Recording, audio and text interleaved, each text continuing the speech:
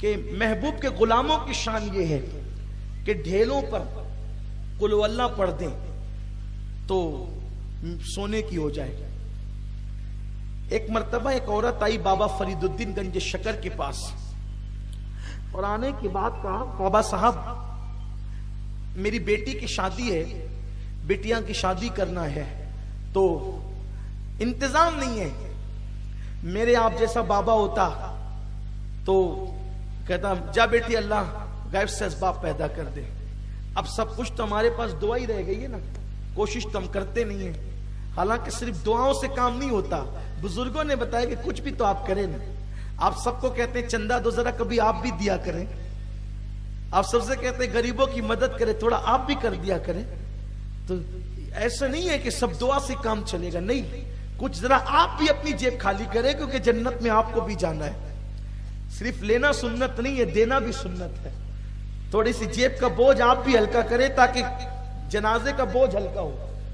जेब का बोझ हल्का करो ताकि जनाजे का बोझ हल्का हो, वरना यही जेब का बोझ बढ़ा रहे हो तो जनाजे का बोझ भी जरा बढ़ेगा। उन पे रहम करो जो उठा कर ले जाएंगे, और सबका ले लेकर के जो खा रहे हो ना, ये अच्छी बात नहीं है। हमें भी जन्नत की जरूरत है। तो कोई मुसीबत ज़दा आए और अल्लाह ने इतनी सलाहियत दी हो कि आप अपनी जेब से उसकी मदद कर सकते हैं, तो दूसरों को बाद में कहें, एक पैसा ही सही निकाल कर पहले किसी की जेब में डालें, उसकी झोली में डालें।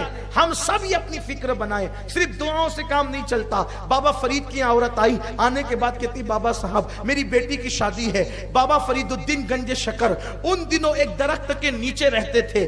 दरख्त के नीचे कयाम होता पाक पट्टन के अंदर, पूरी फैमिली दरख्त के नीचे रहती थी। इस शान से जिंदगी गुजारी है बाबा साहब ने। बाबा फरीदुद्दीन मेरे बाबा कैसे सरकार फरीदुल हक वद्दीन अल्लाह अकबर गंज शकर मसूद शहबाज औलिया उनको कहा जाता है। बाबा साहब ने फरमाया बिटिया जा और जा करके मिट्टी के 3 ढेले उठा करके ला। वो 3 ढेले उठा करके लाई। बाबा साहब ने बुलंद आवाज से पढ़ा कुल हु अल्लाहु अहद अल्लाहु समद लम यलिद वलम यूलद वलम यकुल लहू कुफुवन अहद, और उसको फूंक करके कहा छुपा, जल्दी छुपा। उसने दुपट्टे में छुपाया, कहा घर जाके देखना। जैसे ही घर जाकर के देखा वो सोने के हो गए। अब उसने शादी छोड़ दिया। उसने कहा कि बाबा ने तो सोना बनाने का तरीका बता दिया, बाबा ने सोना बनाने का तरीका। अब वो शादी भूल गई। कहा कि जब कुल अल्लाह हम पढ़ सकते हैं, कुल अल्लाह हमें आती है और हम पढ़ सकते हैं, तो फिर ये 3 ढेले क्यों? 3 ढेले क्यों? वो ढेलों को रख दिया छुपाकर, खेत में गई और खूब बोरियां भरी और बोरियां भरकर घर में लाई। कुल अल्लाहु अहद अल्लाहु समद लम यलिद वलम यूलद वलम यकुल लहू कुफुवन अहद। पढ़ती रही 100 बार पढ़ा, फूका, फिर पढ़ा, फूका, फिर पढ़ा, फूका। वो काले के काले ही रहे, सोना नहीं बना। बाबा के पास आई, बाबा जी आप 3 बार कुल अल्लाह पढ़ते हैं तो आप वो सोना हो जाता है, और हमने तो 100 बार पढ़ा बाबा जी, लेकिन ये सोना नहीं हुआ। बाबा साहब ने मुस्कुरा के कहा, बाबा साहब ने मुस्कुरा के कहा कुल अल्लाह तो तूने सही पढ़ा, लेकिन कुल अल्लाह के लिए फरीद की जबान चाहिए। तेरे पास फरीद वाली जबान नहीं।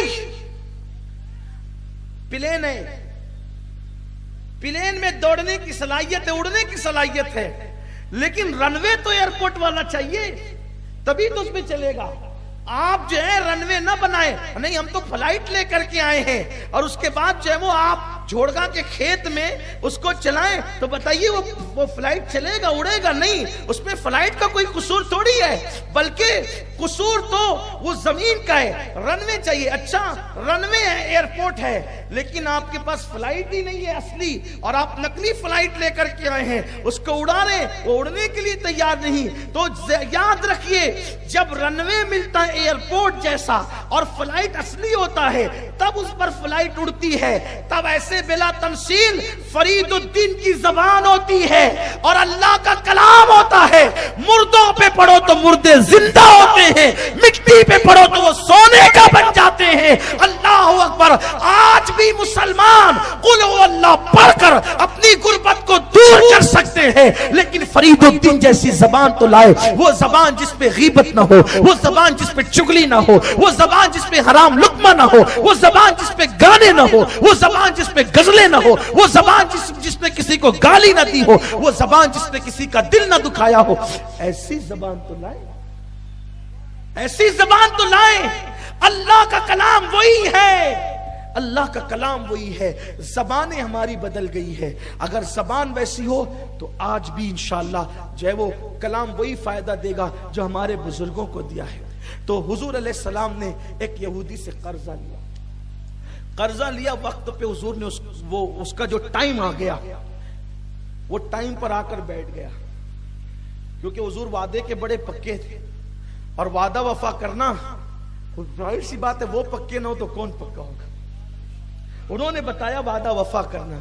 ये और बात है कि आज वादा खिलाफी करने में हम कोई ऐब नहीं समझते, बहुत वादा खिलाफी करते, अल्लाह हम सब के हाल पे रहम फरमाए। तो वो वक्त पे आके बैठ गया, हुजूर से कहा कि आपने कर्जा लिया है ना, ध्यान से सुनो, बहुत प्यारी सी हुजूर की जिंदगी का हिस्सा है। आपने कर्जा लिया, कहाँ लिया? कहा कि मुझे दें आप। सरकार ने कहा देखो मैंने ये टाइम तुमको दिया था, लेकिन इसमें मोहलत बढ़ा दो, थोड़ा टाइम बढ़ा दो, मेरे पास आज फिलहाल बजाइर देने के लिए नहीं है। उसने क्या कहा पता है? आप नहीं देंगे तो मैं यहीं बैठूंगा, मैं यहां से नहीं जाऊंगा। आप नहीं देंगे मैं यहीं बैठूंगा, यहां से नहीं जाऊंगा। हुजूर ने कहा तो कहा ठीक है चलो बैठो, अल्लाह ताला इंतजाम कर देगा, अगर दे देगा कहीं से कुछ आ गया तो तुम्हें दे देंगे। अब वो बैठा रहा, उसकी दिलजोई की खातिर हुजूर नमाज पढ़ने के लिए, नमाज पढ़ाने के लिए मस्जिद में नहीं गए।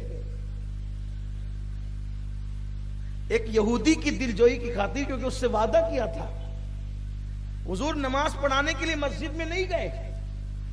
जहां उसने कहा था ना कि मैं यहीं बैठूंगा आपके साथ, हुजूर ने जोहर की नमाज वहीं अदा की, असर भी वहीं अदा की, मगरिब भी वहीं अदा की, एक यहूदी की दिलजोई के लिए, क्योंकि ये ना समझे कि दामन छुड़ा करके माज़अल्लाह जा रहे हैं।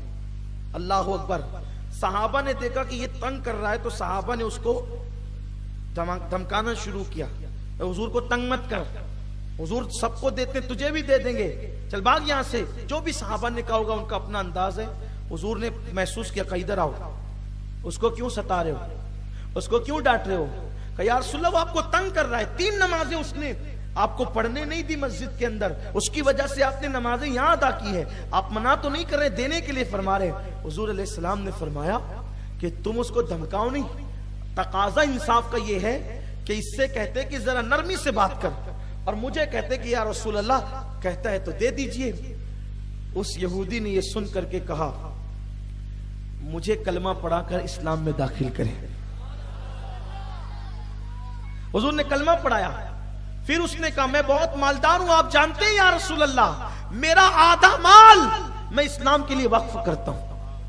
सहाबा ने कहा रे कर्जा मांगने के लिए बैठा था और अब आधा माल हुजूर की बारगाह में, हुजूर के कदमों के लिए वक्फ कर रहा है। उसने कहा मैंने तौरात में पढ़ा था कि आखिरी नबी की शान ये होगी कि जब उनके पास कोई आएगा तो हुजूर उसका दिल रखने के लिए ऐसे अदाए दिल रुबाना करेंगे। तो मैं हुजूर से कर्जा मांगने नहीं आया था, बल्कि मैं हुजूर को जो मैंने तौरात में पढ़ा था वो हुजूर की सिफात और शान देखने के लिए आया था। जो तौरात में लिखा है मैंने मुस्तफा जाने रहमत को ऐसे ही देखा है, इसलिए मैं कलमा पढ़ के मुसलमान हो रहा हूं। रियलिटी ये हकायक है अल्हम्दुलिल्लाह। तो जब 3 चीजें जमा हो, ब्यूटी, क्वालिटी, रियलिटी, तो उससे इश्क किया जाता है। अब बताएं, उन जैसा कोई हुस्न वाला नहीं, उन जैसी कोई सलाहियत वाला नहीं, उन जैसी कोई हकीकत वाला नहीं, तो उनसे न